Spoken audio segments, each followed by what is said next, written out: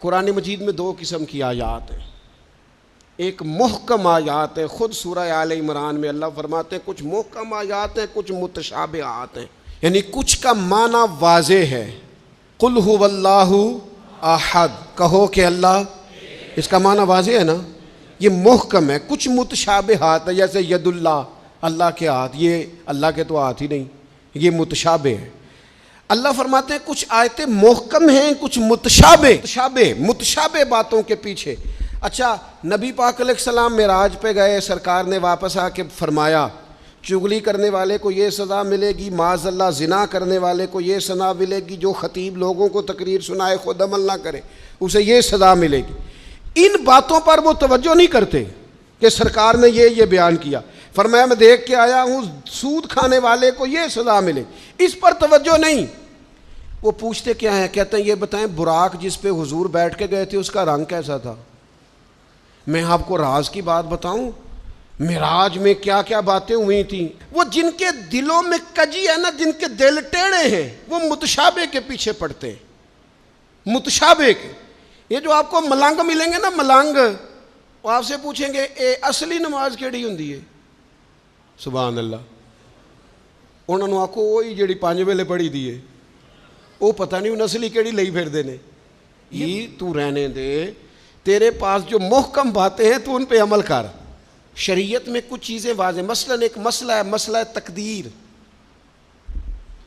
تقدیر پر ایمان لانا ضروری ہے، پر اس کی تشریحات میں نہیں جانا چاہیے۔ یہ تقدیر کا یہ مسئلہ کیسے ہے، یہ مسئلہ کیسے ہے، اس میں جانے سے نبی پاک نے منع کیا۔ لیکن لوگوں کو عادت ہوتی ہے وہ باتیں چھیڑنے کی جن کو چھیڑنے سے شریعت نے روکا ہے، وہ چھیڑتے ہیں۔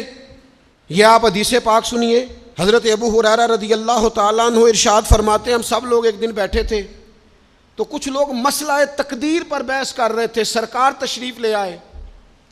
فرماتے ہیں حضور نے ہمیں وہ باتیں کرتے سنا مسئلہ تقدیر پر۔ وہ نبی کریم صلی اللہ تعالیٰ علیہ وآلہ وسلم کے رخسار مبارک، یہ حضرت ابو ہریرہ کے لفظ ہیں، فرماتے ہیں حضور کے غصے سے مقدس رخسار اتنے سرخ ہو گئے جس طرح کے انار نچوڑ دیا ہو رخساروں پر، جلال آیا نبی کریم کو۔ اور رسول اللہ صلی اللہ تعالیٰ علیہ وآلہ وسلم نے ارشاد فرمایا تم سے پہلے لوگ اس لیے ہلاک کر دیے گئے کہ وہ ایسی باتوں پر بحث کرتے تھے جن پر بحث کرنے سے اللہ نے منع فرمایا ہے۔ اور حضور فرمانے لگے کیا میں اس لیے مبعوث ہوا تھا؟ کیا تمہیں اس لیے حکم دیا گیا تھا کہ تم بحث کرو گے مسئلہ تقدیر پر؟